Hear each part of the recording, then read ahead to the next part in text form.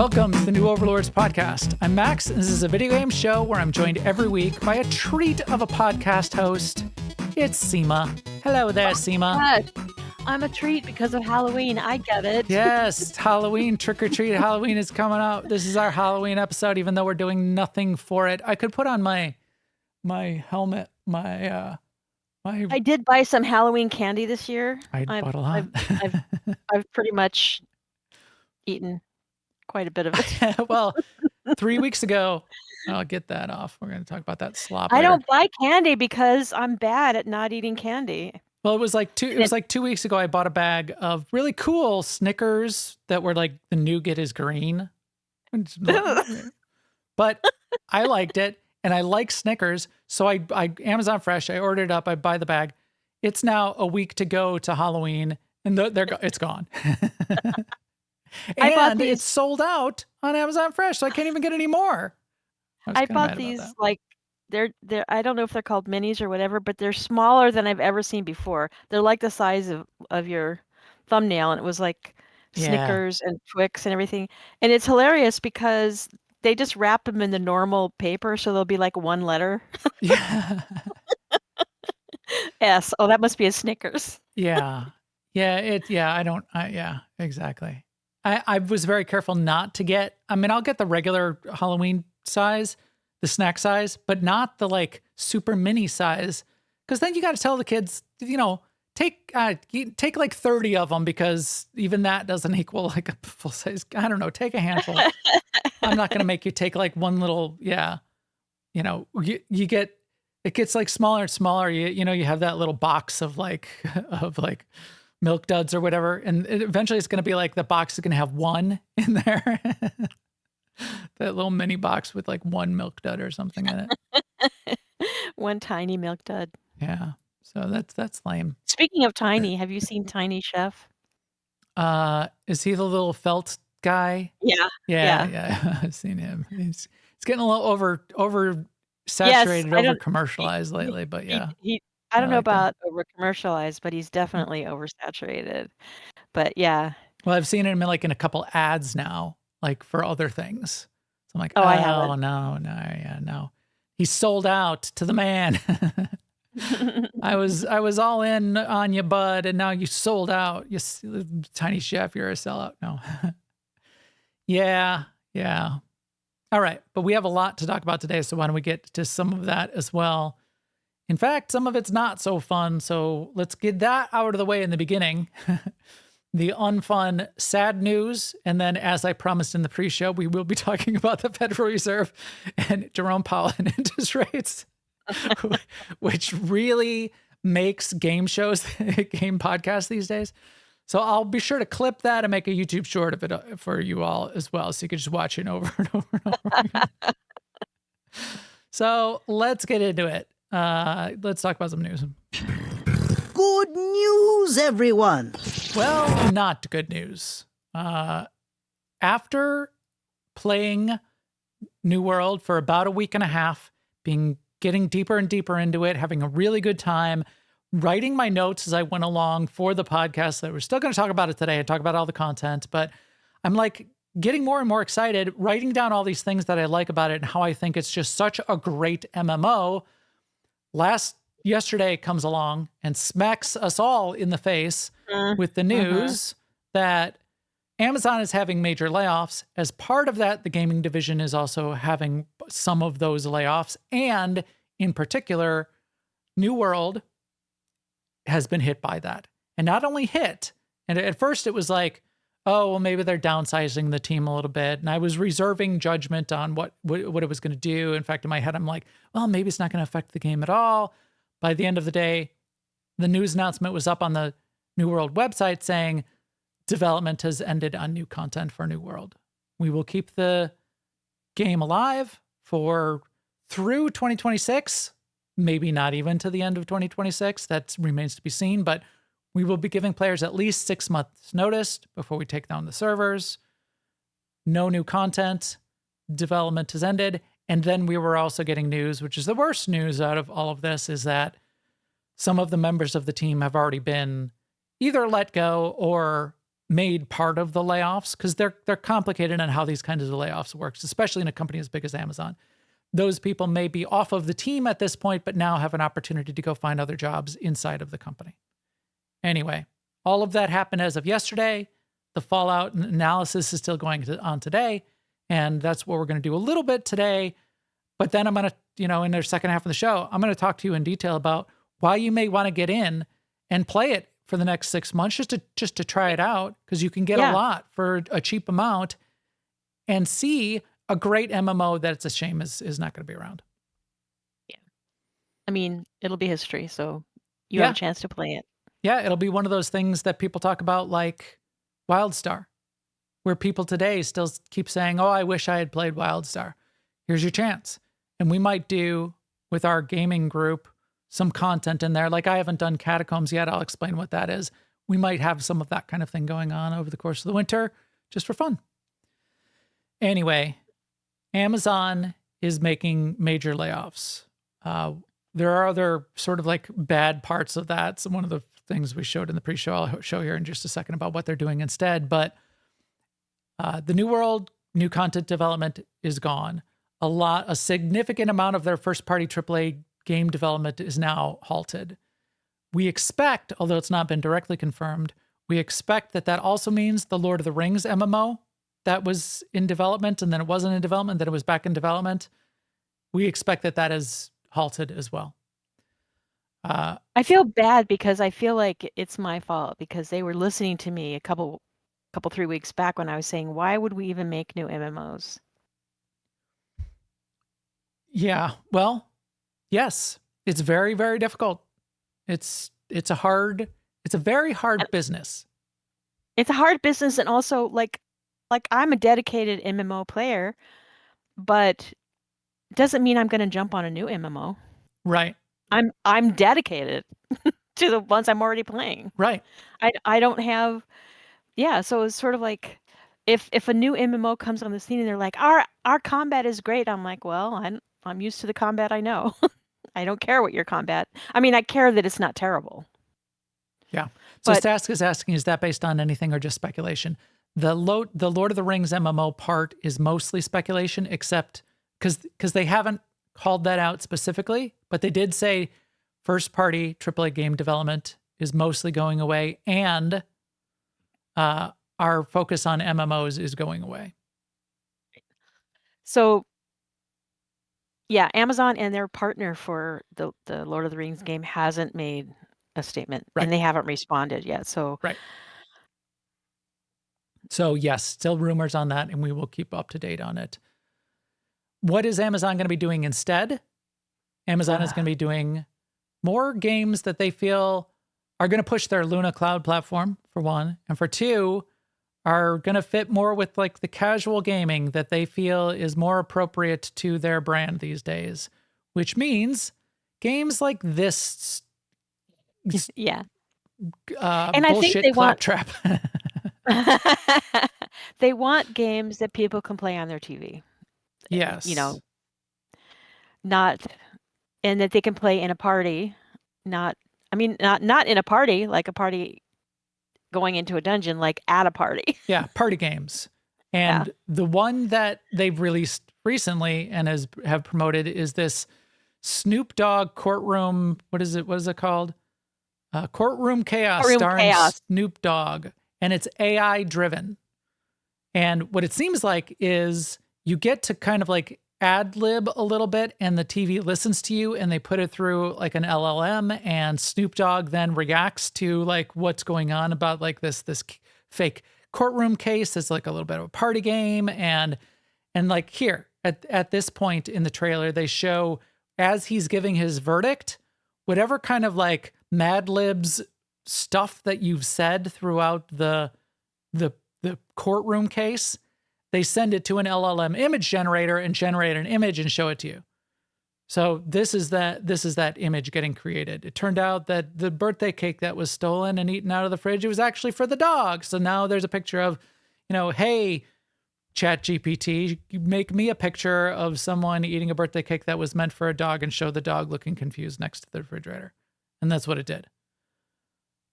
However, yes, this is garbage garbage. Right. And not only that, I went on their Luna platform. I mean, this is the kind of hard-hitting journalism that I do, and was scrolling through their games, and 90% of the things that I clicked on that were remotely interesting to me, I either had to buy or I had to sign up for Luna Premium. So like this idea of it being a benefit to Prime customers is overstated. Interesting. I haven't looked very much into Luna yet, but yeah. I clicked on a Tetris game, and I had to buy. They wanted me to buy it. Well, Tetris, I think, isn't Tetris the highest revenue, cumulative revenue game ever of all time? I don't know. Because of that, because you still have to pay for it if you're still. But don't tell me about it. Luna is my Prime benefit. Right. I have heard, and this is maybe something we all can look into, is that if you stay on top of it, like Epic Games, there's free games that they give you like often. So if you're slowly keeping track and building up your library over time, yeah, maybe you'll get like a big free library and never have to pay anything. But yeah, I'm not all that interested in cloud gaming either. So anyway, we hope that this isn't the future of games, this AI slop. As Sir Galahad, who is UK based, says this is not culturally relevant outside of the US. Sir Galahad, this is not culturally relevant inside the US either. So we're right there with you. I mean, we do have a crap ton of TV shows that are judges making judgments on silly things. I guess, and a crap ton of exposure of Snoop Dogg all over the place. So I guess I cannot claim that it's completely not culturally relevant. And Snoop Dogg was a really positive part of the Olympics. Yeah, he was. I liked him. He did a good job. And I like him in general, but yeah, this almost seems to me to be an experiment, like a tech demo to show, like, take an LLM and an image generator and make a game out of it. Go. And they did that to almost just do a tech demo. But I get what they're saying is like this. Yes. How do we? This is more where we live. Like over here, we're developing games and we have really smart people doing it, presumably. But this is not. This is a new endeavor for us, and it's risky, and it hasn't paid off yet. Let's go back over here where we're comfortable. Yes, and like this Snoop Dogg game, they could probably take, 5 developers, barf it out in a month with the AI hooks, put it out there and be done. Whereas with an MMO, you have 200 developers, which that you have to pay for indefinitely. I mean, and then they could have a couple of interns economics, just keeping it fresh, like putting in new idioms and, right. Make, new on topic things, but they wouldn't have to be coders. Right. Change out add new unlockable judges. Yes. So Forster saying Friends plus Tequila would make this game of the year. It's not impossible. It's not impossible. Right. I mean, Jackbox games are, half of Jackbox games are just janky little, weekend game experiments, but can be really fun. And the times that we have played Jackbox games, I have always enjoyed it. So there's that. But it's not what I do for coffee and contemplation or, in the evenings with my friends on a weeknight, so. Yeah. Yeah. Okay. So we'll see where that's headed. Very sad that, and we'll talk about New World a little bit more in the second half. A couple other things that I wanted to just touch on real quick, as I promised, on where we're at with the economics around this and what Amazon is doing as a company, which is interesting for a number of reasons. Is it's 14,000 jobs lost. It was potentially going to be as high as 30,000 was sort of the estimate. So it's only 14,000, which is good. At that, that double that people didn't lose their jobs. It's not good at all that anybody loses their job. At a big company like this, and I expect they're doing that with most of these as well.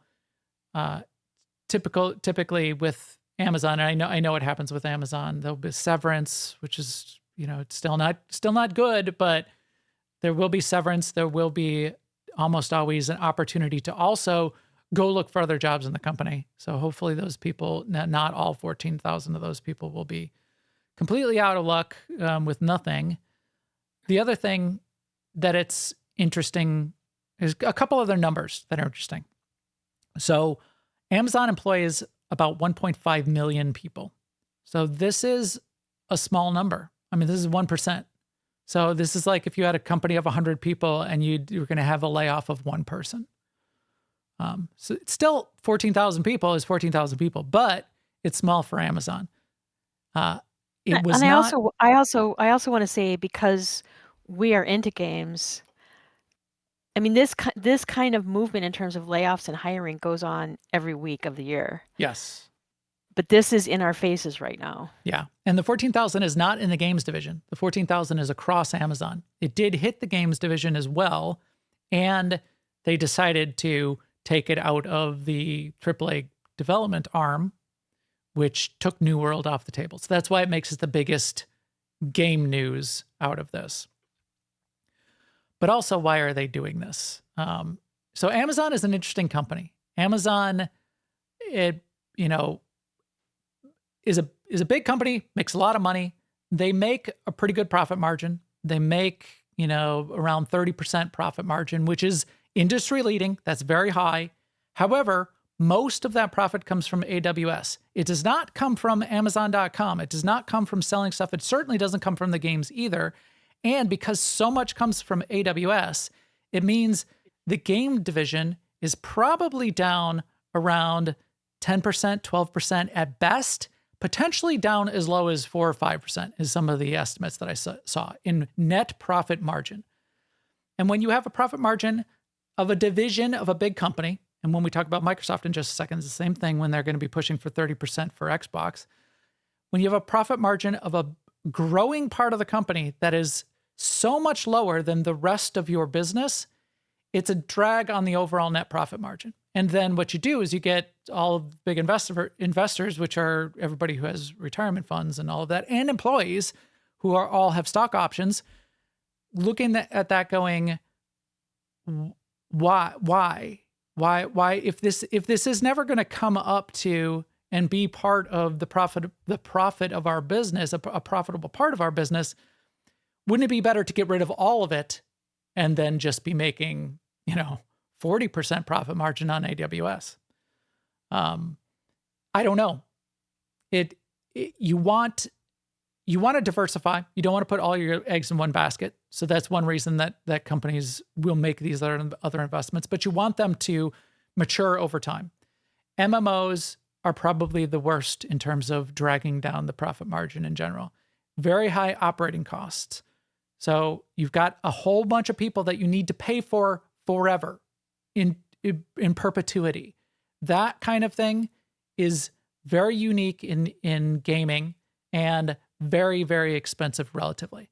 So they made, and in fact, they may never have made money on New World. They may have made zero money in terms of profit. They didn't have a subscription. They did have a cash shop. The cash shop was relatively unobtrusive. There's no pay to win. There's no boosts or advances. There's just some cosmetics. They had the box price for the original game, which was cheap at the time. I think I paid $40 for it. And that was back in, this has been out for 4 years now. This is not like they didn't give it a chance. It's been going for 4 years. I did pay for the first expansion, and then this cost nothing. Now, the game team didn't know that this was going to be happening.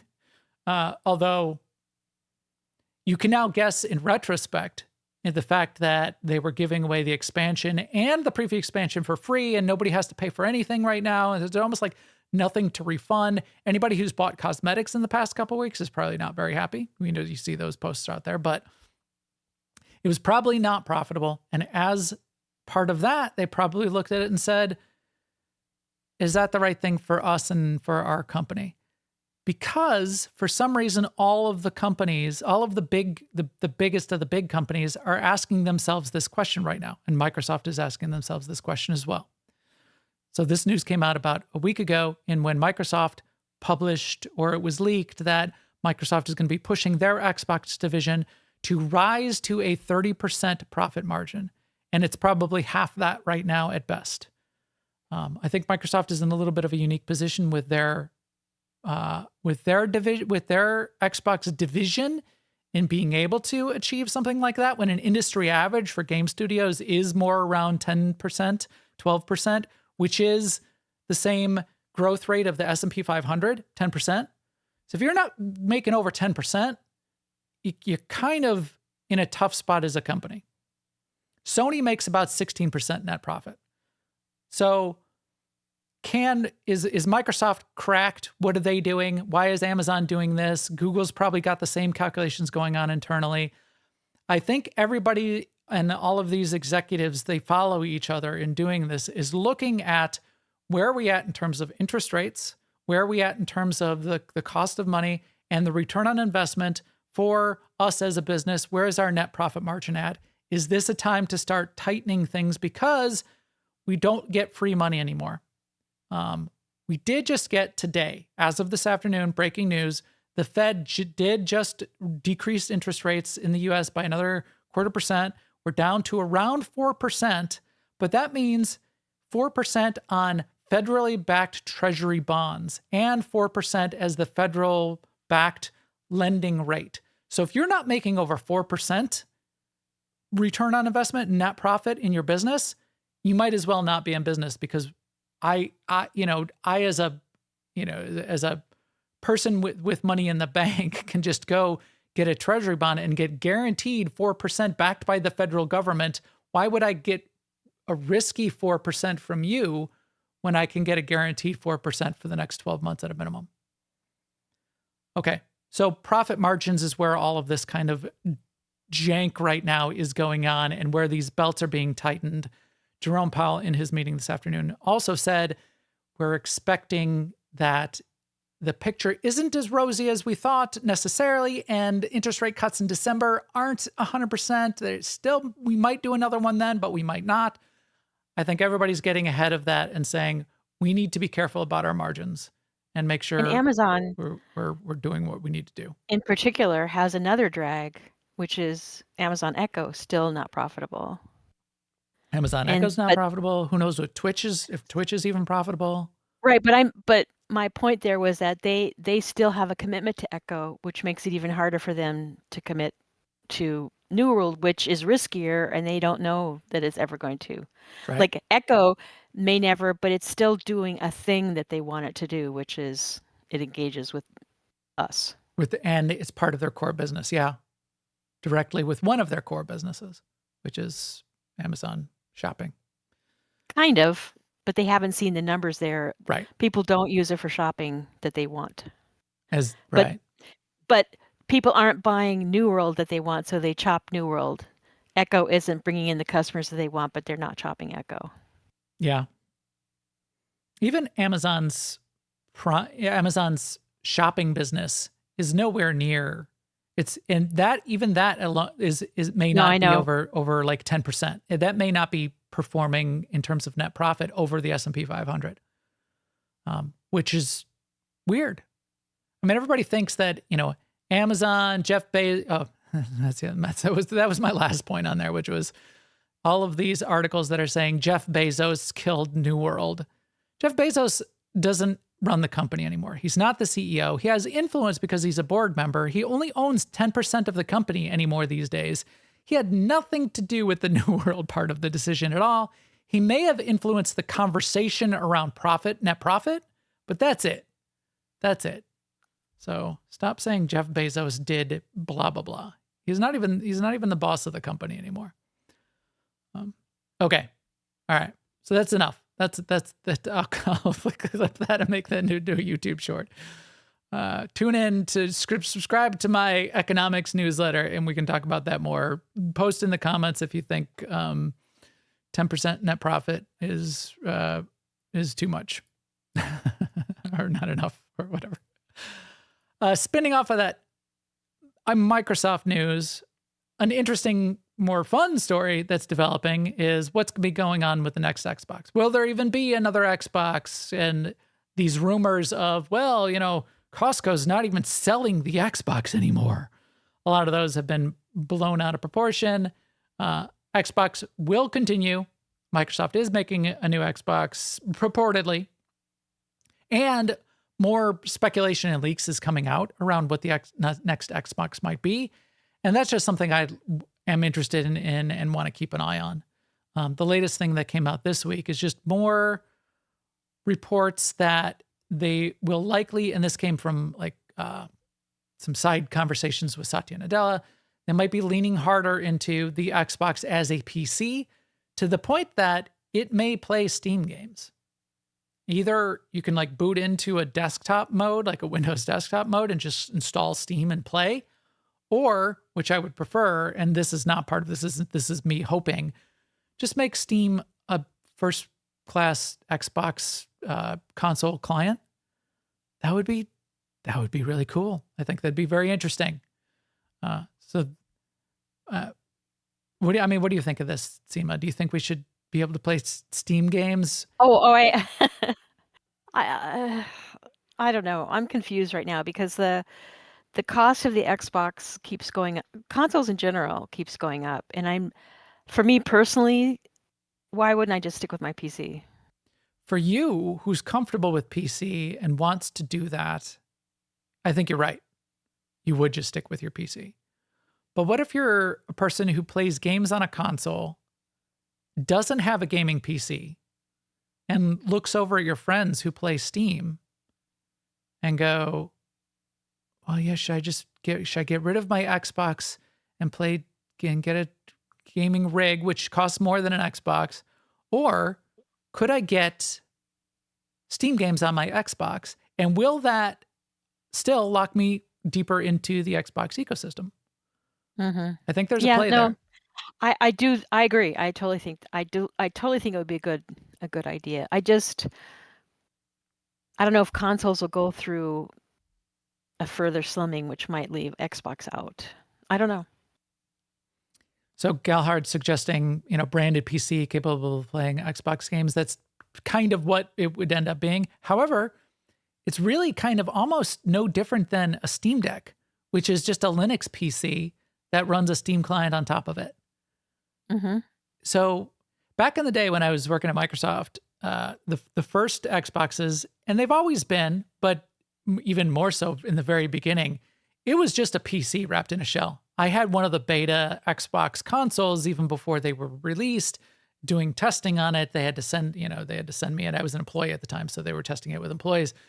But it was basically just a desktop PC rig crammed into a custom shell.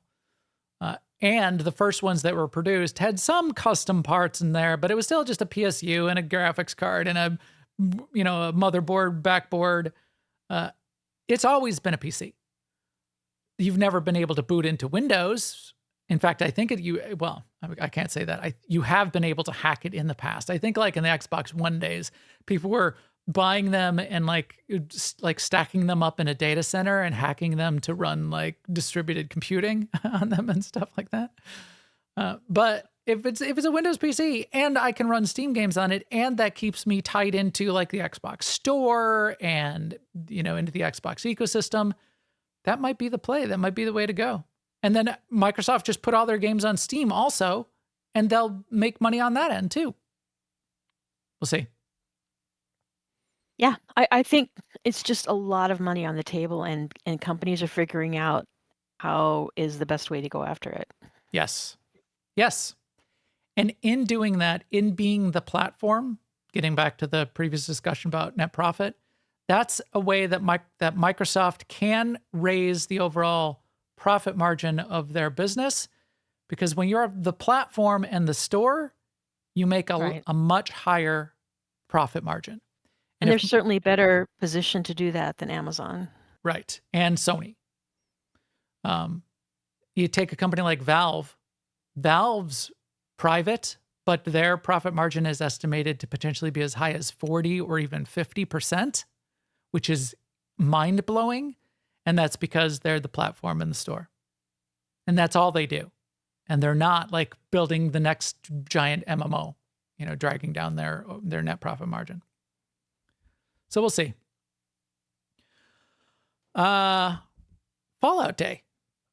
Fallout Day happened. Did you have that on your calendar, Sema? Or did you dress up and celebrate Fallout Day? I did not.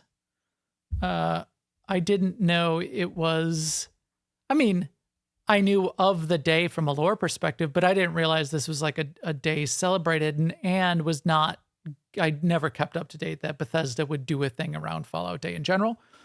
But Fallout Day happened last week. It's October 23rd, and that matches the day in Fallout lore when, in the Fallout universe, the bombs dropped, nuclear Armageddon, and led to all of the Fallout games coming after that. But it's all around the October 23rd. So Bethesda had a stream, talked about a bunch of stuff. Everybody who imagined in their head that Bethesda was going to, announce that Elder Scrolls 6 was launching tomorrow was disappointed because their imaginations did not become realized. However, it seemed fine. They also didn't announce, which people are really hoping for, and who knows, could still come, a remaster of Fallout New Vegas. That's the big thing that everybody's hoping for. They want Fallout 5. They want Fallout New Vegas. What we did get was the anniversary editions and content updates for Fallout 76. That's all confirmed and sort of like shown off. The anniversary editions for Fallout 4 and Fallout New Vegas aren't that interesting to me. Content for Fallout 76 is. That's interesting to me. I like Fallout 76. I'm a big fan of Fallout 76. They're adding, what'd you say, December 2nd, Sema? They're adding the Walton Goggins stuff on December 2nd. December 2nd? December 2nd. Yeah, December 2nd. Okay. So another month away for the Walton Goggins related content coming to Fallout 76. So that'll be fun. And then there'll be more, it's a whole expansion around that too. It's not just Walton Goggins. He's like a small part of a big expansion. And I'm there for that. I like Fallout 76, and I think I'm gonna have to get my survival crew, my survival gang. I just watched this Superman movie. Gonna have to get our Justice Gang out there and see if I can convince Stask that Fallout 76 is an okay game to go try out, and everybody can jump in there and play for a little bit. Because it's cool. The last part of that Fallout Day that interested me is that Fallout Shelter is 10 years old. I did not realize. Yeah, me either. I play a lot of Fallout Shelter when it first came out. I made my whole shelter. I kind of like did all of the things you could do when it first came out. I unlocked everything. I maxed out all of the residents and maxed out all of their levels and all of that kind of thing. They've added a ton to that over the years, so I'm sure I'm way behind and not nearly all of everything that's there these days. But it was really fun back in the day. I don't have a need for mobile games because I'm not on the road as much as anymore these days. If I ever was, though, this would be a game that I would potentially start over on and play some more for another bit.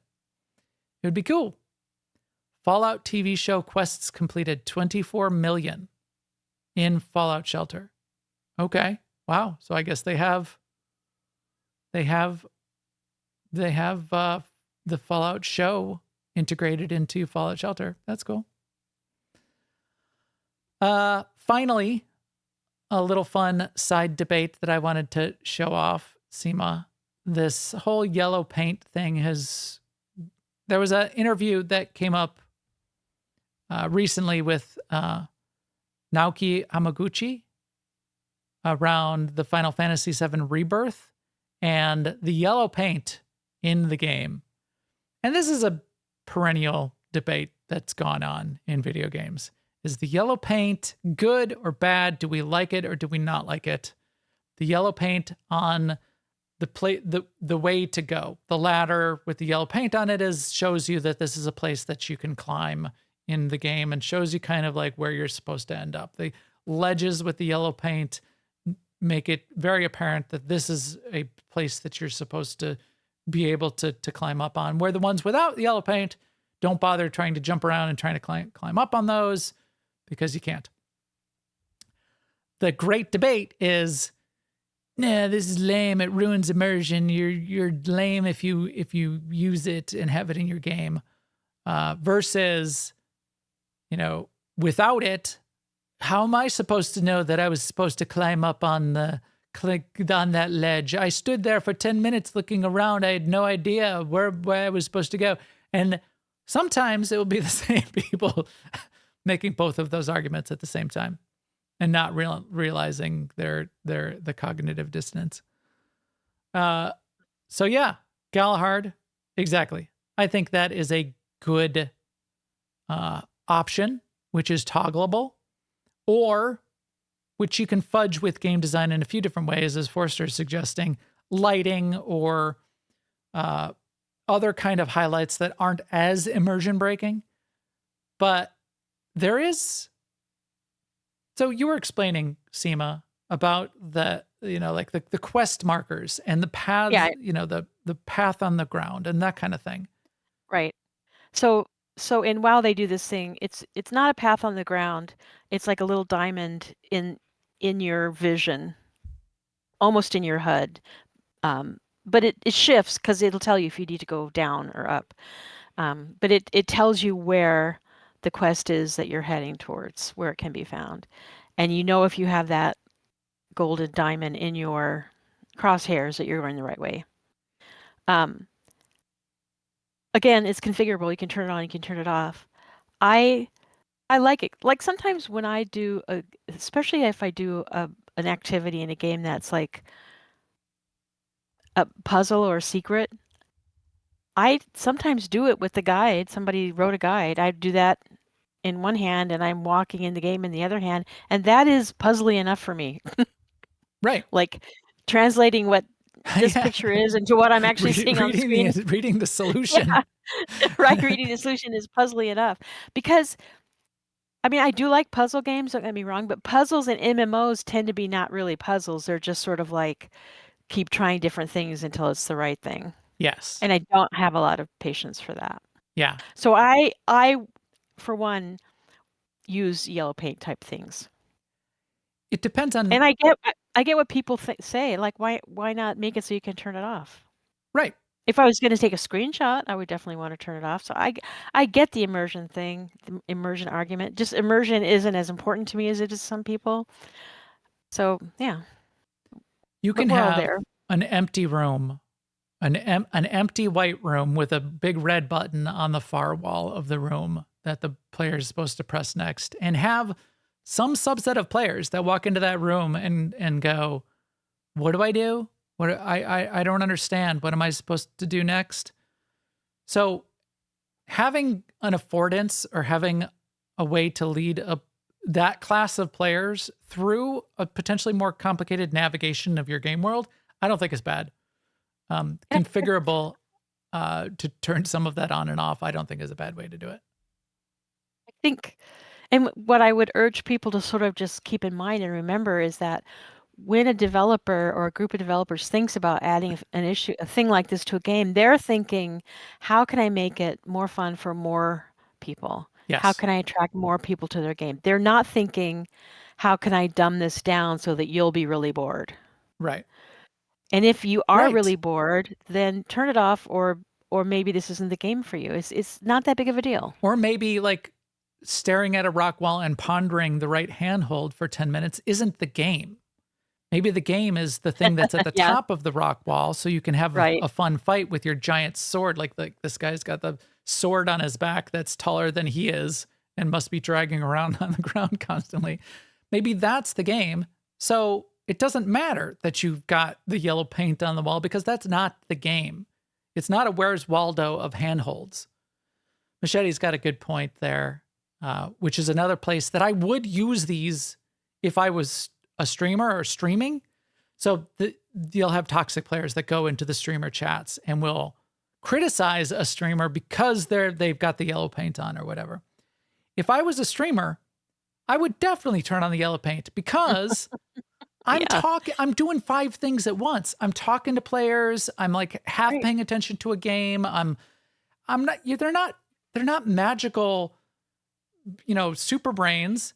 Having a little extra affordance so that I can have better flow through a game and not be staring at a wall for 10 minutes going, all right, I can't figure out, I'm going to have to am I supposed to? That would be boring. What goes through your mind if you think it's okay to join some streamers' experience and start bashing them? Yeah, just ban those people. And also don't design your game around those people. Right. Yeah, don't design your game around those people. That's a good call. All right. Now's the time in the show when we talk about what's coming soon. And I've expanded the list because I went off of I had a lot of fun with our show last week where we talked all about the games that are still releasing in 2025 that are still on the game calendar. And I've added them more to the things I'm interested in, or at least want to follow and may also play as well. One that's coming out today, it's released, so I'm going to be playing it this weekend, is Outer Worlds 2. So Outer Worlds 2 is released now. It is getting really good reviews. Early notes are that it's a cool thing. And, not like 10s out of 10s, but 8s and 9s. So I'm cool with that. I'm definitely going to be playing it this weekend, and I'm excited to get into it.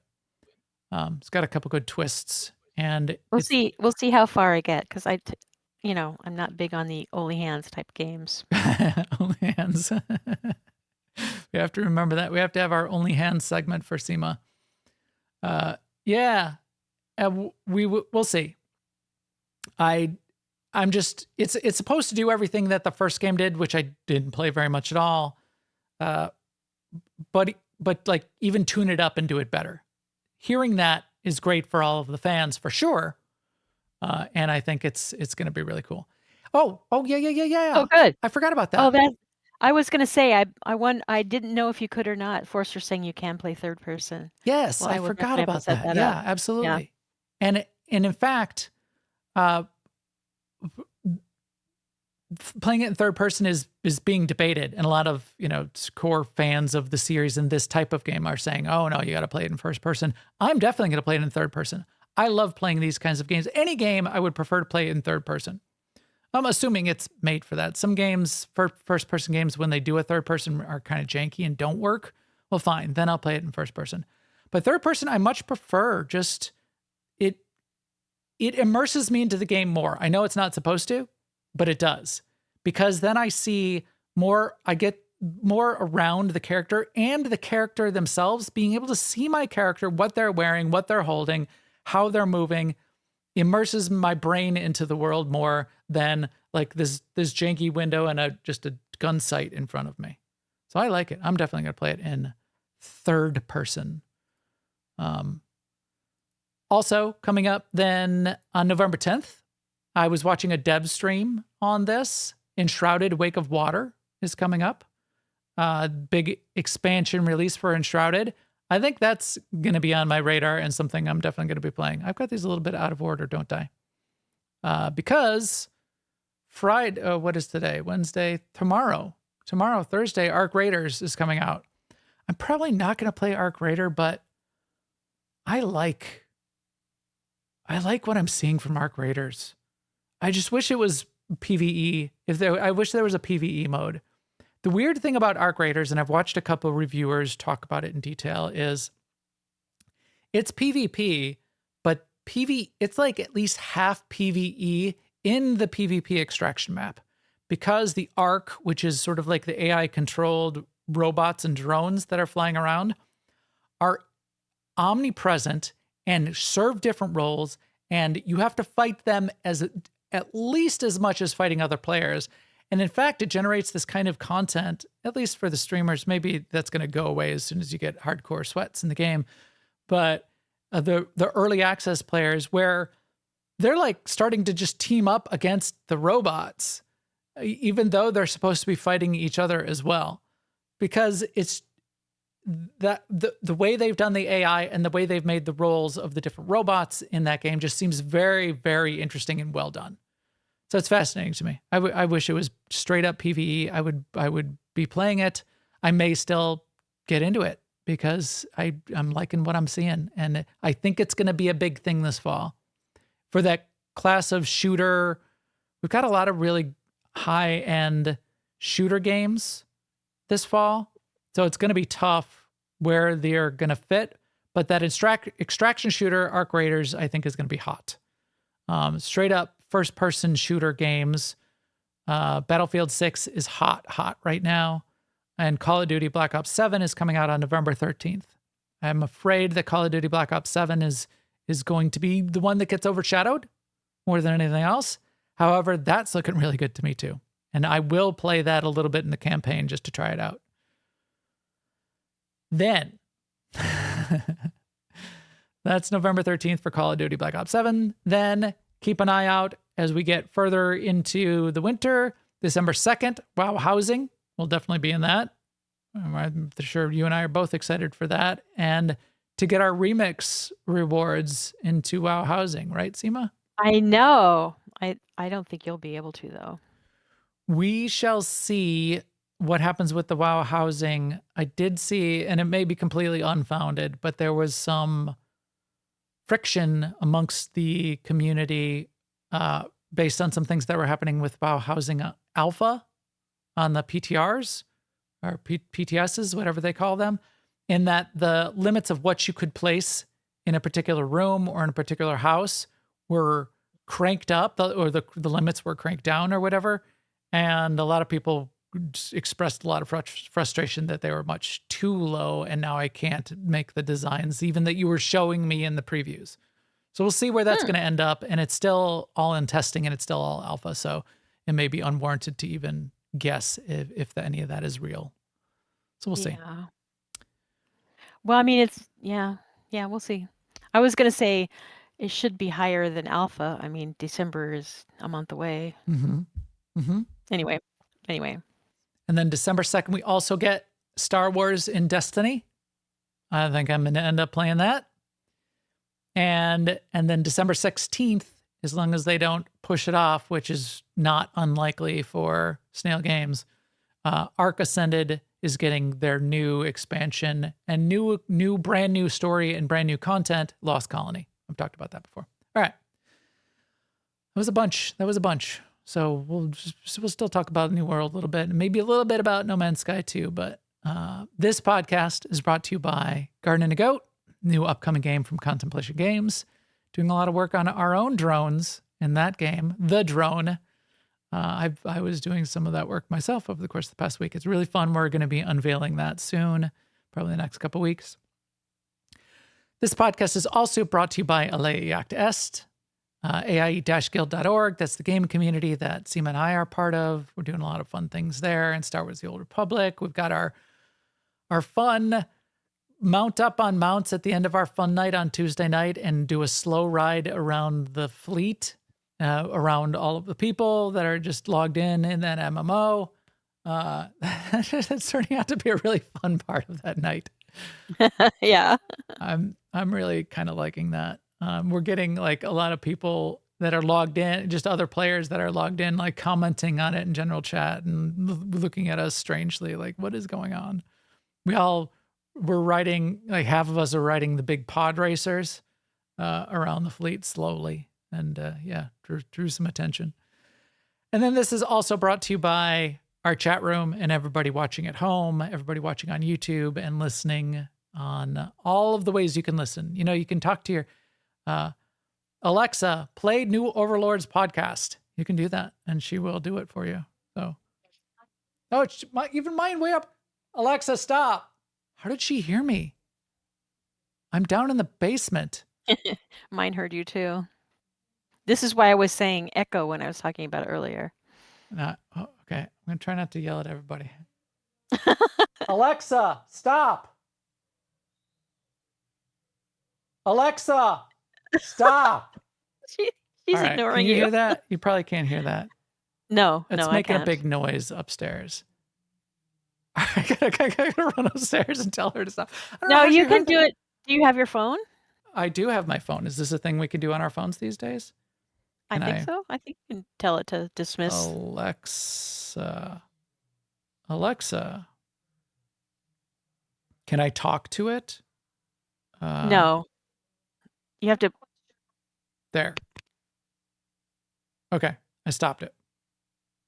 There was a button that was popped up. It showed that something was playing and I was just able to stop. Wow, crazy. I'm like a whole floor down with the, yeah. Anyway, Yeah. it's kind of loud. Thank you, everyone, for watching and listening to all this craziness as we echoes halt the nuclear launch sequence. Echo, please halt the nuclear. Now playing Fallout Boy by on Amazon Music. All right. Now it is time to talk about some games this week. Bet you didn't see this coming! I did not see this coming. Did you see this coming? I obviously did not see this coming because I was cranking along, playing New World, having a good time. I did not see it coming. Like you said earlier this week, this was not on my bingo card. I don't think anyone saw this coming. Maybe even the dev team themselves did not see this coming. And I feel for the dev, the team, obviously, but I also feel for the players who, just logged in to play that day and then they saw this announcement on their games. I mean, and then like 90% of players, I guarantee you, did not see it. Yes. I bet that this decision was made prior to the expansion even coming out. And one of the clues is that it seems like it, yeah. They made the expansion free.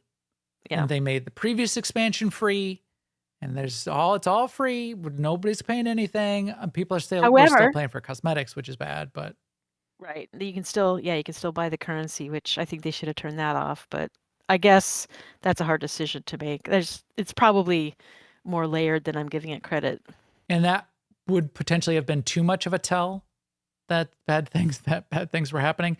And no. I mean, with the announcement. The announcement the announcement, right.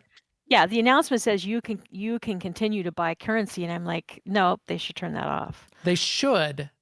Although I've seen multiple people like in the Reddit threads and on the forum threads saying, well, I hope I can still, at least for the next 6 months, buy that one last set that I wanted to have in game and play with. I don't know why anyone would think that, but right. And that's why I say maybe more layered than I think, because I also think, why do people buy cosmetics in single player games? And obviously they do. Right. And I also think, why would anyone buy a cosmetic in any game ever? Which is completely, which is an unpopular opinion. But yeah.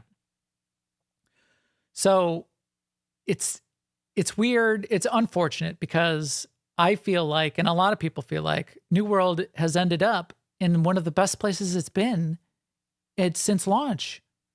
And it's been going for 4 years. And I've been playing it for 5 or maybe even 6. I played in some of the early alphas and betas when it was a completely different game. So it's not like Amazon didn't quote unquote give it a chance. And it's also not because it's necessarily doing bad or good if they're changing business direction. But it was doing really good. I don't think it did what they wanted it to do. I think they, since gaming is not their core thing, they made an early wrong decision, which was to make it PvP focused. But I see why they did that, because they wanted the success that League of Legends has.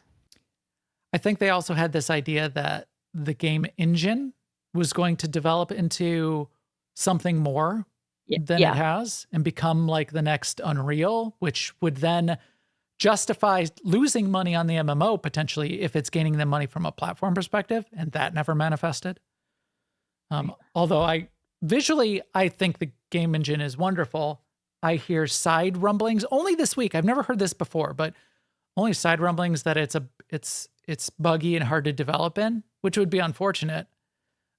Because visually and from the package that I see produced, I've been loving the engine for years now and was wishing that more MMOs would be developed in it.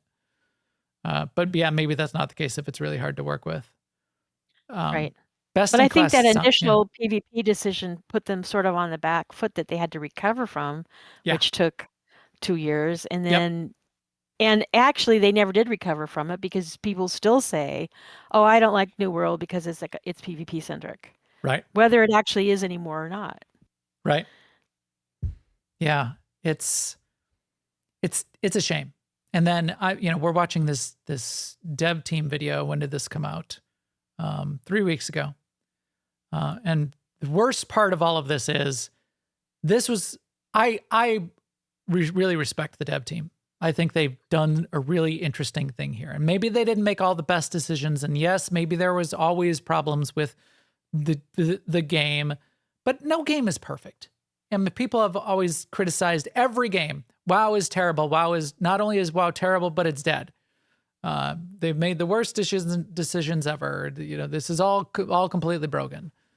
Any AAA game has that segment of the gaming discussion that says that about it.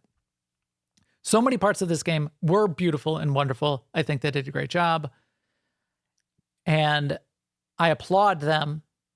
And unfortunately, we already know that of the people on this screen, many of them don't work on the game anymore. At a minimum, if not, don't work for Amazon at all anymore. And some of that has been confirmed behind the scenes in the Discord and on their LinkedIn pages and things like that. That's the worst part of all of this. They're great people. There's been rumblings from some of the other, I think the Riot team, and they're under the covers, in theory, working on an MMO. Their game director said, those are some really great people. It would be really interesting if some of them were able to come work on our team. I would love to see these kind of great people being able to find other work relatively quickly and put some of that talent, like the sound design, put some of that, just let's get it out there. Let's make that happen and spread that talent around, because I really respect a lot of the things that they did. So my comment on social networks when I heard this was, if I was them and I had to going out on a high note in some ways can feel really good. Nobody is saying you got fired because everything was terrible and everybody hates what you did. Upswell, the servers are full. By all accounts, they were doing the best that they've been doing, for the last 3.5 years. And going out on a high note is good for a career perspective. That's something, at least, if nothing else, that they can hold on to and use potentially in finding their next role. And I encourage them to do that, because they did great. They did great. So good job. And as I said, I applaud these guys. But yeah, it's over. It's ended. It did come up on their official page that said we are not developing any more content. Our rest assured, our intention is to keep servers operating through 2026. And then there was a clarification. We will give you at least a 6-month notice on when the servers will come down. So it could be up for a while, and minimum 6 months, maximum probably until 2027, or who knows? They could let it linger if they can have the costs really low, and for some reason they want to keep it running longer. Maybe they will. It's not disappearing today, and it's a wonderful game to experience. There's a ton of content in there. The new content I'll talk about here in just a second is really cool. I'm going to be playing it on and off for the next 6 months. The hardcore content creators are saying, I'm going to be in there until the day the servers come down doing a chest run. So if you want to look at it, it's not a bad time to get a look. It's no subscription fee, never has been. And maybe that's one of the reasons they weren't as profitable as they could have been. It's not overly monetized. There's nothing in the cash shop that you even need to take a look at. If you've got it, if you bought it a long time ago, now is a great time to get one last look. And I encourage you to do it, because it is a really cool, interesting, fun MMO. And I'm very sad that it's going away. I've been saying for years now that it's one of the best MMOs out there. So what was my journey in the last week and a half? I tried to get on at launch. So this has been about 2.5 weeks now. I tried to get it on at launch, and there were a bunch of queues. So I'm like, fine, I'll let it ride a week. I got other things to play in the meantime. Let things calm down. Then I finally started to be able to get back in. The queues started going down a little bit reportedly. I logged in and realized my characters were old enough that they were locked out of the servers where they started. That made me really mad and sad because that's where our company is, and that's where Stask was playing, and I wanted to be on Hudson Land. And they're like, nope, Hudson Land's locked. And I know your character was there, but you can't go back there because you've been gone too long, and we gave up your spot. It only took me another day of waiting until Hudson Land unlocked again, and I was able to put keep my character there. I had not transferred it. They gave me an option to transfer. I was like, nope. Maybe I'll roll a new character. I don't want to lose my place. And luckily, 24 hours later, so this is about a week ago, it unlocked and I was able to play on Hudson Land. So then I jumped in. So this must have been, this is about a week and a half. I jumped in, and because I'm elected to lead, not to read, I thought I had to finish Brimstone Sands, which is the end of the previous expansion, Elysian Wilds. So I was playing that last weekend and the beginning of last week for a while and liking it. It was good content, but I had not gotten to Nighthaven and the new content, and I was getting kind of mad about it. And then I'm looking and people are, I was like, finally did a hardcore search. Do I have to finish Brimstone Sands? Then no, the mission should just pop up for you. And I looked on my screen, not even in my quest journal. The whole time I had been playing, there was a thing there. I thought it was for some previous thing that I missed. And I was like, I'm not go doing that old stuff, but I never even got it out of my quest log. And I read it, and it's like, Max. Oh, you might want to go down. There's something happening in this new place called Nighthaven. Like, oh.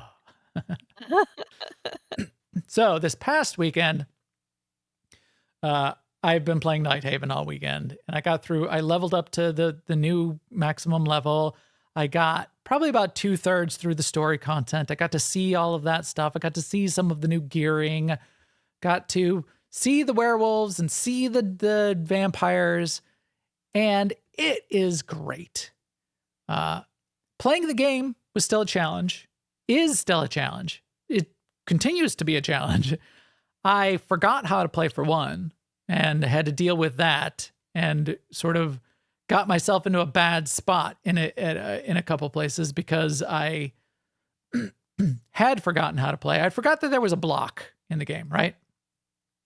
And if you don't block, and you don't learn to play and learn to block, you're going to die. You're going to have a bad day. And if you don't time your blocks correctly, even after you're fully geared and geared up, you can die in 2 hits if you miss a couple blocks. So yeah, I was like, why is this game so hard? Am I just way under geared? Is the content out leveled me? And no, it's because I forgot that there was a block for one. I did remember at least that there was a dodge. So I was dodging around, dodge. I wasn't dodging enough. And you also need to block. So you need to block, you need to dodge. Get those worked out. I also tried a new build. So I had to, all my talent points were reset, all my ability points were reset, all my attributes were reset. I had to figure all that stuff out again. I had to go to the websites. Icy Veins has a version. New World Builds has versions. I tried, I was like, okay, well, show me a DPS build though, Void Gauntlet and Fire Staff. I've got those 2 things. I'm going to try to make a build out of this. Yes, this is a viable build. People play this and you can get a lot of DPS out of it, but you're kind of a class cannon. So I could not survive leveling up with that build. Okay, fine. Go to build school, learn a build. I get a more defensive build with my Void Gauntlet and a life staff on the back bar, and good. I'm good. I can play.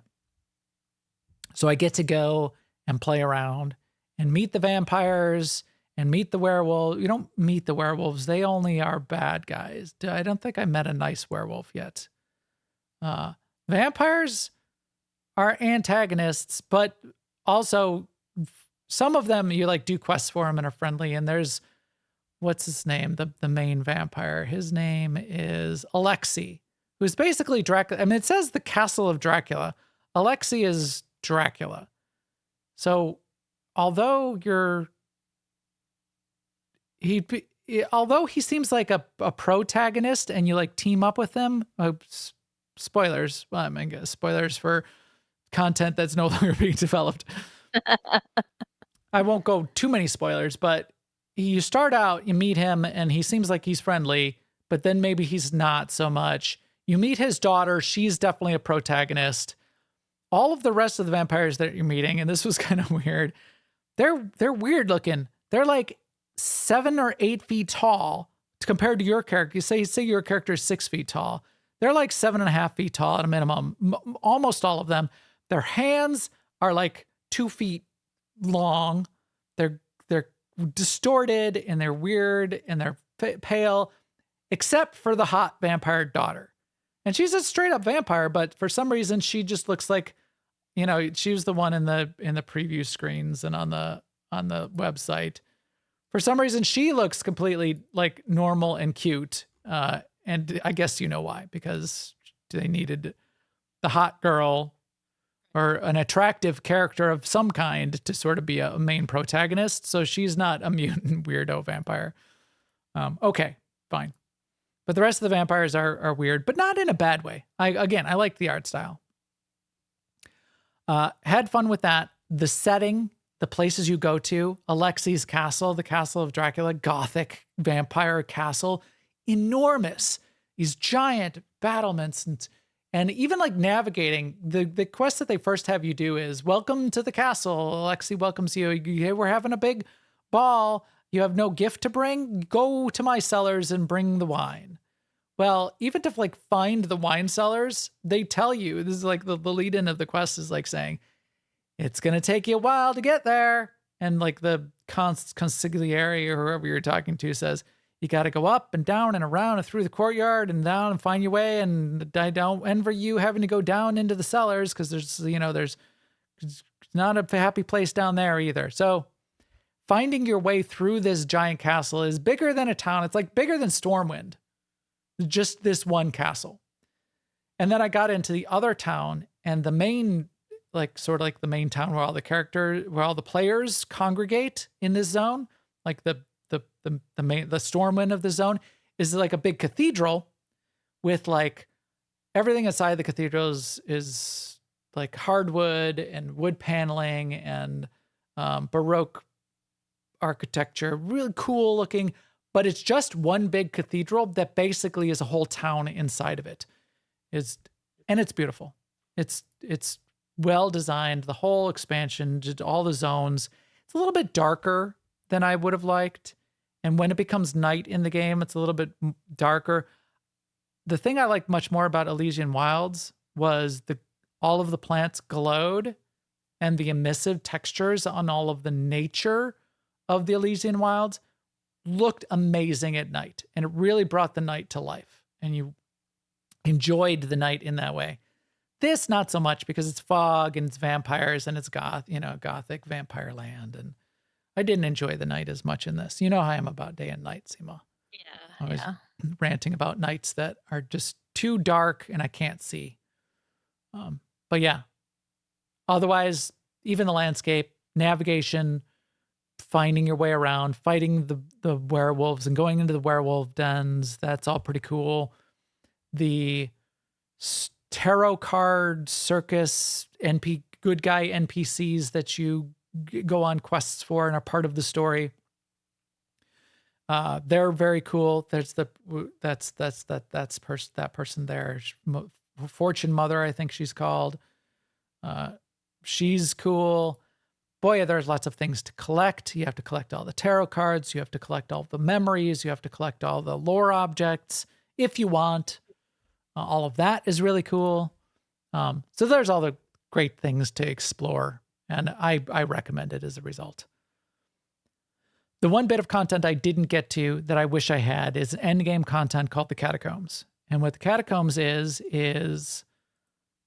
it's procedurally generated dungeons that spawn 3 to 5 bosses inside. Maybe it's always 5. You have to kill at least 3 to get like the main chest reward. And then if you kill the last 2 bosses, you get even more. You go in there with, I think, 3 to 4 people. I'm not exactly clear, but a lot of people are having a lot of fun with that in the game. It's an end game kind of repeatable content that's repeatable in the best way. And that's kind of where that procedurally generated spinning out of which bosses you encounter and how the rooms are arranged tends to work really well. I like that out of repeatable content that you're doing over and over in a game. And it seems like all the people in game, people in chat are saying, yeah, come on, let's go do catacombs. All the people in the discussion boards. So I unfortunately wasn't able to get to that. And I still want to do it. And that's what I think I'm going to try to get in there with Stask and maybe a couple other people in the next month or two and do some catacombs runs in New World.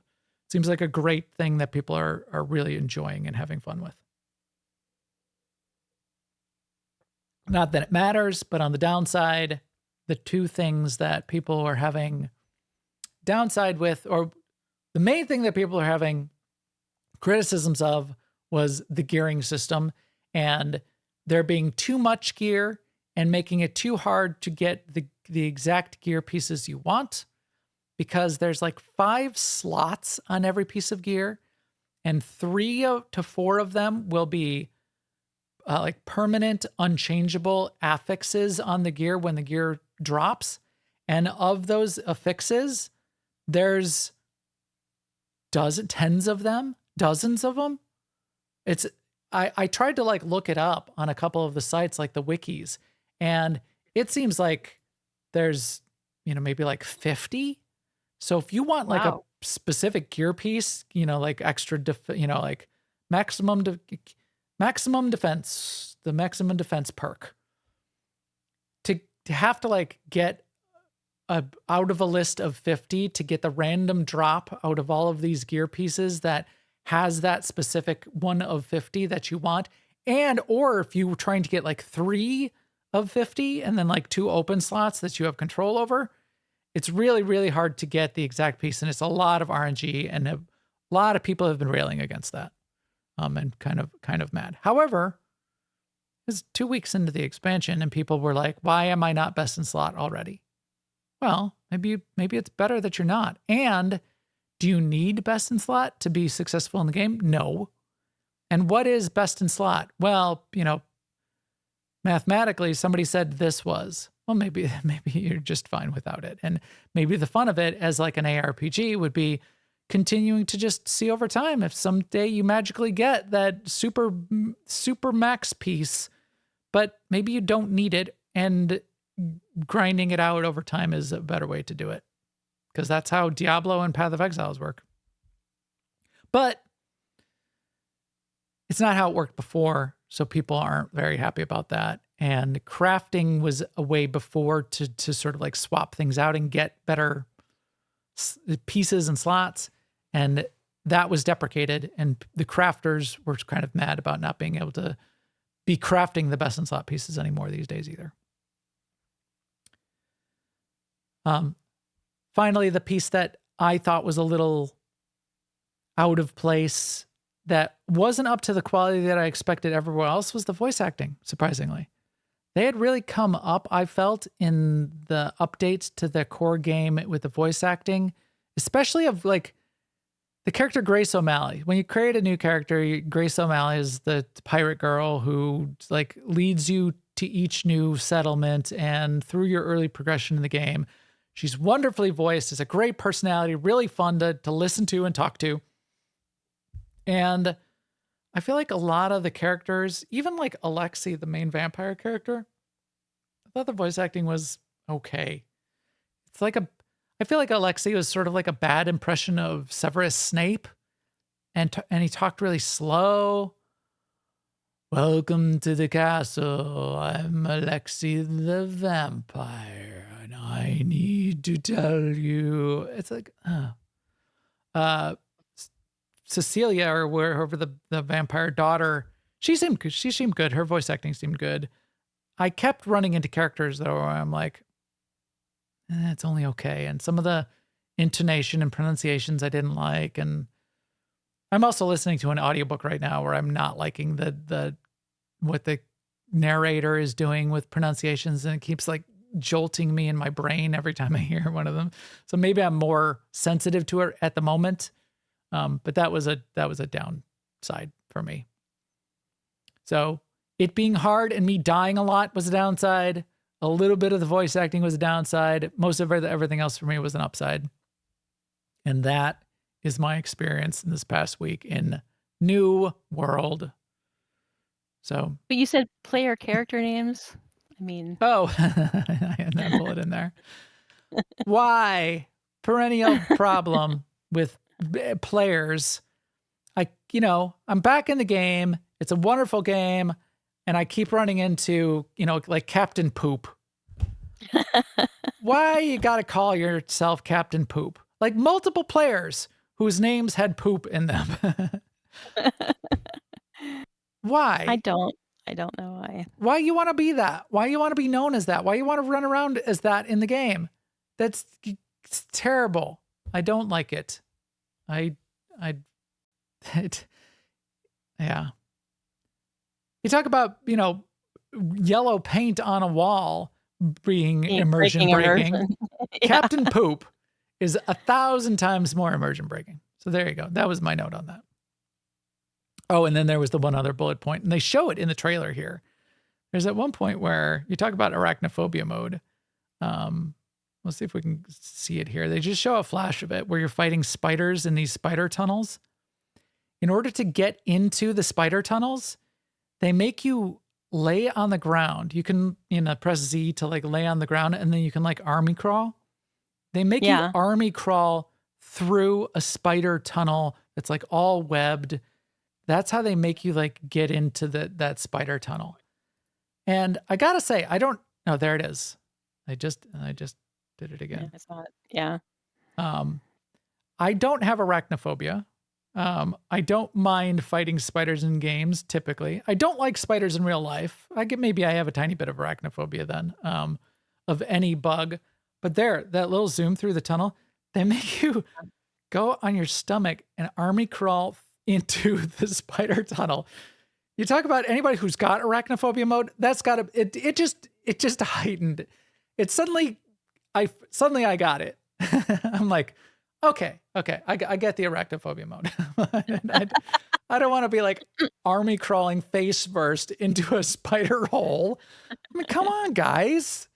Is that necessary? It was a good one. I was like, touche. You did it, developers. Way to go, making me army crawl face first into this thing. Stask says poop sells, man. Poop sells.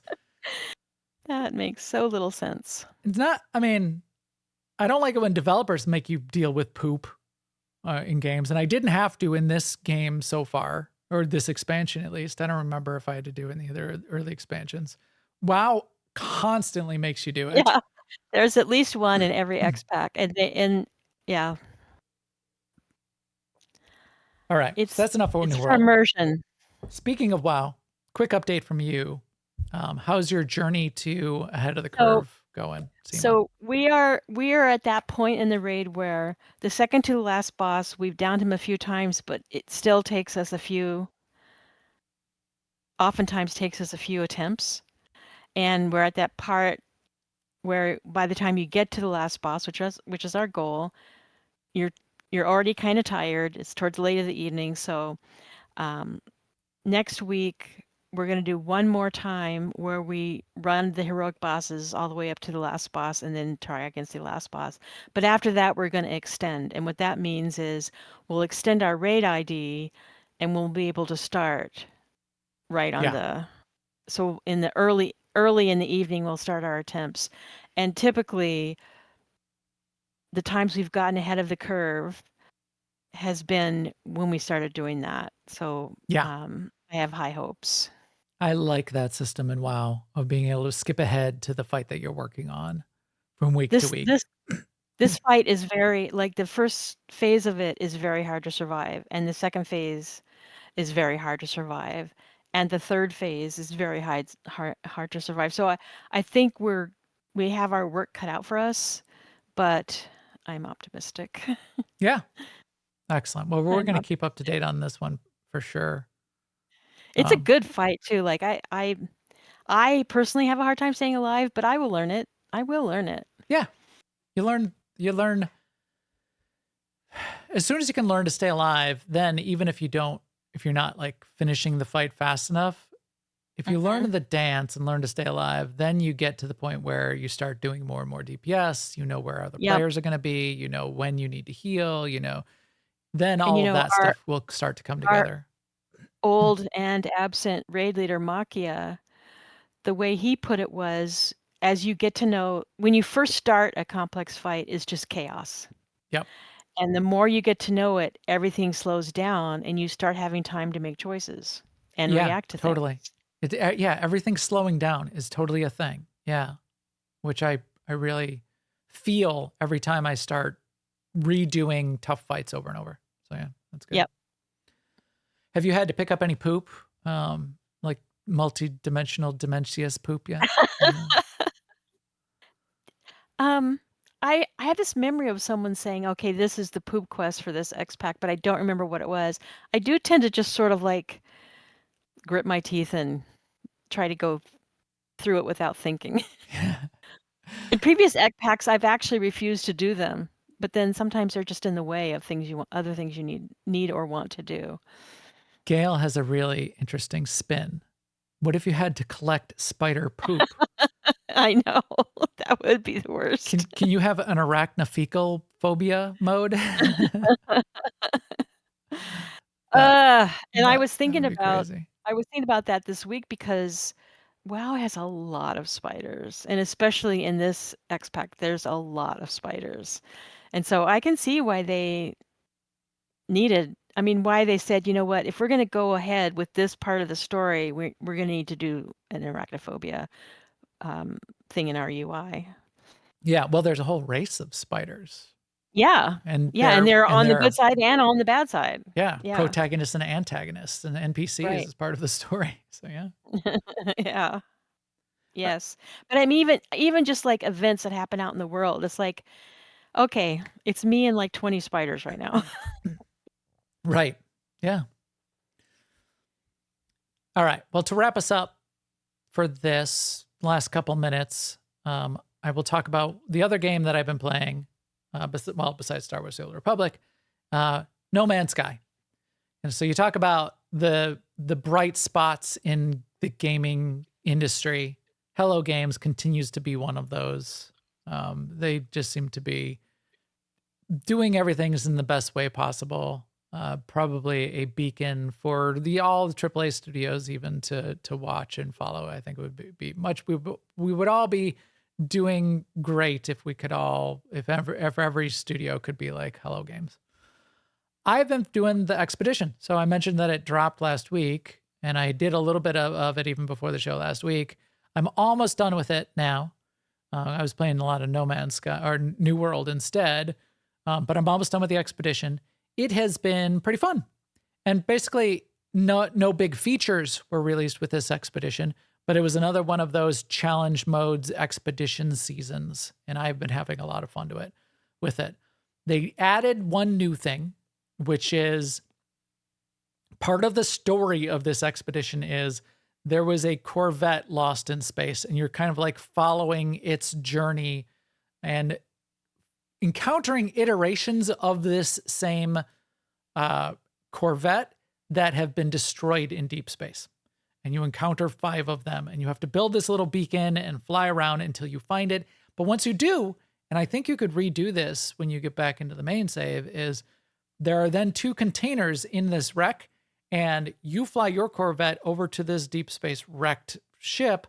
You jump out the back of your Corvette and you do that spacewalk thing, which they implemented with the Corvette update, which feels really good and is implemented really well. And then you crack open those 2 containers, and out of those containers, and this is a shot of it right here of somebody doing it, there are Corvette parts. The other way to get Corvette parts are to get them out of scrap piles on planets. I like this way much better, but the fact that you've got to spend resources to make the beacon thing that allows you to go and seek them out, and it's a little bit more of a hassle. It's still much, much faster to do it the planet way, especially if you know the tricks, which I do. So I wish it was more parts or more containers or more interesting containers out of the wrecks, and I may still just do it because it's different and it's definitely more interesting than doing it the planet way. It's cool. So I had fun doing that. They threw in remember, it's like 8 to 10 challenges per phase, and 5 phases is how you do an expedition. One of the challenges they have, you go to the bottom of the ocean in a water planet. So you're down 1,000 meters underwater, 1,000 units, they call it. So you're into the deep, dark pit of the ocean. You get to see all that again for the people that haven't done that before. It's a whole new part of the game that you may never have encountered. They did do a whole expansion around it and a whole expedition around it, but you may have forgotten about it. They did throw fishing into this one again. And in fact, there's an extra fishing challenge where if you catch a certain fish, which is like the spawn of blah, blah, blah, and then you throw that fish back, it spawns the mama fish or whatever, the mama creature, kraken, and you need to fight it. I still have that to do in my expedition. That's one of the last things I need to do. So I'm waiting to do that. And then they have you fly to a black hole, get out of the back of your ship, and basically spacewalk into the black hole naked, just with you in your suit, without your ship. So that was a little bit of like a fun little moment to basically skydive into a black hole. Not much happens, you don't die or anything. You don't get hurt by it. In fact, I guess you can only do it with a Corvette. If you take a regular ship through a black hole, typically it breaks parts of your ship and you have to spend time and resources repairing them. If you could always just jump out of your ship and skydive into a black hole to use the black holes, that might be the better way to do it if your ship doesn't get broken by doing it. That might be a workaround. And then you don't get broken. Yeah. Yeah, that's fun. So I have a couple things to do to finish it off. You're getting fun little cosmetics and stuff by doing it. There's really 3 ways that I tend to do expeditions. And sometimes I do it all 3 ways. Sometimes I do it only 1 or 2 of the ways. The first way I almost always do it is start a new character, completely brand new, start the expedition, which is the old way you had to do it. They added a way to start it out of your existing characters nowadays, but start a new character, start the expedition, and I do it the slow way, where I explore a little bit. Oftentimes I'll like go off the beaten path so I can get like a better multi-tool and a better ship or more ship upgrades. And I did that this time. I did some of the Corvette parts. They give you like the basic parts, and you could get through the whole expedition if you want to speed run it, which is the second way I do it, with just the things that they give you along the way as the rewards. But I wanted more. So I did spend time trying to dig up a new multi-tool, and I did spend time digging up new parts for my Corvette. So I had a bigger Corvette with more parts that I like better for doing the rest of the stuff. So that's what I did. So I'm almost done with that approach. The second way I tend to do it is often, and this is the second way I've done it most often, is again, starting from scratch and starting from 0, brand new character, and speed running it, seeing how fast I can do it. So in those ones, I will not go off the beaten path, and I'll try to like do the minimum and see how fast I can get from point to point to point. And they say like the time limit is about 2 hours if you want to sort of speed run through this expedition. And that's about the time I've speed run some of the other expeditions too. So, and that seems reasonable for this one. And then the third way, and I did this with the last expedition. I did the slow way and this third way, which is you can go to like your main save or another save of yours and put some materials and your ship and your multi-tool on hold in the Nexus, sort of like in the hub, and start the expedition, you'll still sort of start from scratch, but then you can like go to the Nexus early in the expedition and grab some of those resources that you've saved and grab your ship and your multi-tool if you've unlocked them with enough nanites. So you have to like progress a little bit in the expedition at least. But then on the flip side, when you're done, you can take things that you earned in the expedition, like extra unlocks, like inventory slot unlocks, and send those back to your main save. So that's kind of cool. I did that the last one. I tend to... Well, I've overplayed my main expedition, so I don't really need those things. So if I do this one again, I may end up doing it as a speed run instead of bothering to do the unlocks. But it was kind of cool getting extra nanites to send back and getting the extra unlocks. And it's another fun way to do it. And to connect it back to your main save is a nice feature that they've added in over time as well. So yeah, so that's me in No Man's Sky. Fun as ever. And it's good and chill. If you're playing non-multiplayer, it's also like if you alt tab away, the game basically pauses, which is kind of like a nice way to play it. Yeah. You know, it just I like that. much more chill. You don't die in the game. There's very few I mean, you do have to like fight some of the bugs and stuff in the game, but you can like cheese a lot of the fights and like be half inside a building where they can't get you and still be shooting them and kill the 20 or whatever that you've got to kill for the one step. Not a big deal. No, you don't have to do any ship battles in this expedition, so that makes it easier. It's a pretty chill experience. So when I got sad after New World yesterday, I went into No Man's Sky last night and just did some chill decompression. Yeah, I can see that. Yeah. So that's that. Fun. This weekend, though, Outer Worlds 2. Yep. You gonna maybe do it, Sema? Yeah, I am. I'm going to complain about Game Pass, though. Are ya? Right now?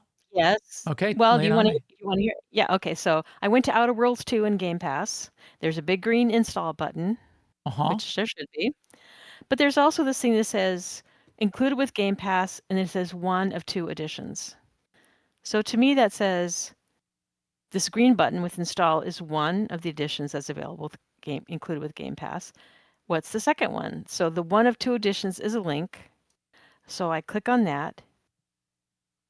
And it's the Outer Worlds Outer Worlds 2, the premium edition. Yeah. Which costs $100.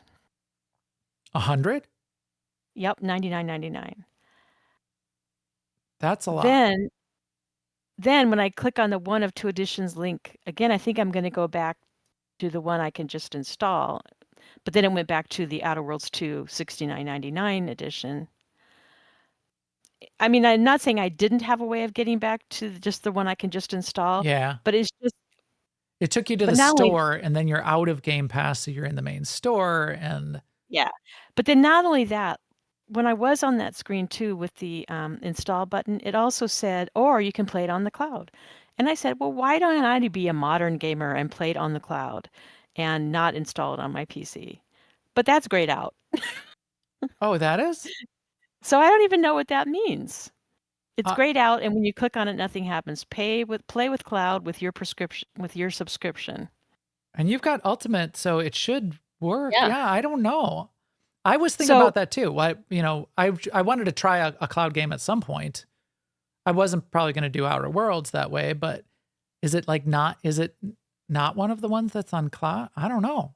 It says play with cloud with your subscription. Maybe it's not. Maybe this button is on every game. Yeah, their whole Xbox, that whole Xbox store UI is not optimal. That was gonna be my point. And I don't think that, yeah. And that's a miss. And that's always been a little bit of a miss from them. And that's always been a strength of Steam, is their store is very straightforward. Yep. So, yeah, Xbox, come on. If you want to get your 30% profit margins, make your store intuitive so people can buy what they want to buy.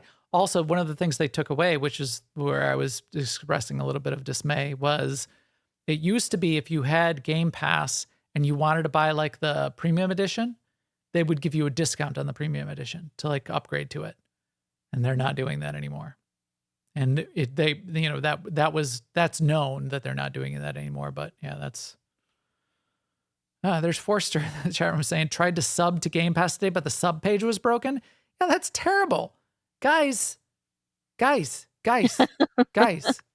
Well, I mean, that reminds me of something I wanted to say too about like Amazon. So if today you wanted to buy New World, it's like $60 for the regular edition, $80 for the premium edition. And if you play it on PS5, then you also have to sub to their premium subscription, which is $30 a month. Okay. Like what? That's yeah. And or things that are broken, guys. Yeah, it's just not. It does, make it make sense. Yes. I think that's part of the issue. Is it's just everything is too many layers of menus and too many ways to get charged, even if you've already paid. And I don't know. It's just right. Streamline the experience, and maybe when we get our new AI overlords, they will do that for us. Maybe they will. Doubt it though. In the shape of Snoop Dogg going, "Hey, my yes. my dog." And are we supposed to, from that Snoop Dogg thing, are we supposed to infer that the AI was looking at that girl and knew she had long blonde hair and looking at that dog and knowing he was a big, like medium-sized, short-hair dog? I don't know, but I'm sure it's not doing that. I know. So yeah, that's false advertising. It can't see me. That doesn't look like me. They were doing everything they could to make it look interesting, and it was. Yeah, exactly. They're even faking it, and even like the fake embellished version of it is still not interesting. Right. Games industry, right? Exactly. Get your act together. All of everything, all over the place is just no. Just no. No. There you go. That's it. I think that's it for today. Just no. Just fix yourself. Check yourself before you wreck yourself, games industry. All right. That is it for today.